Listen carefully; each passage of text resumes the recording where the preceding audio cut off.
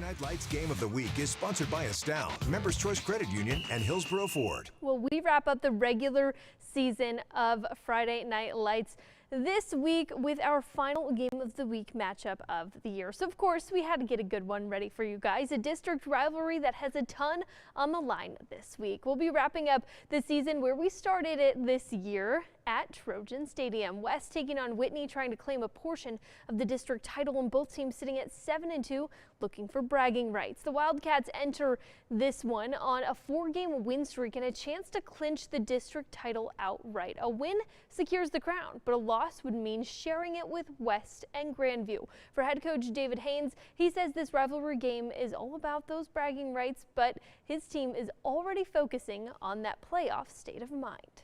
Super important. Just I told our kids our playoffs started last week.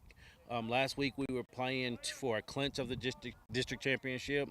We're playing for the district championship this week, and then next week is playing until you're done. So I felt that our playoffs started last week.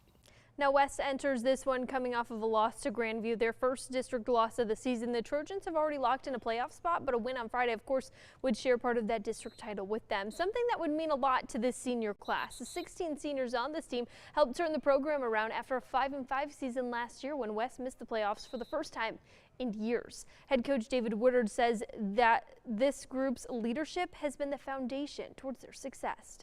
It means a lot, you know, for those guys to be able to not want to be that group that doesn't make the playoffs, and you know the work that they put in the 7-on-7 in the weight room and the summer workouts and things like that, you know, it was big, and so it means a lot to those guys. It means a lot to the program, but to get us back in the playoffs, you know, last year was the first year we'd missed it in a number of years, and so for us to be back in the playoffs it was big, and you know those guys' leadership really had a lot to do with it.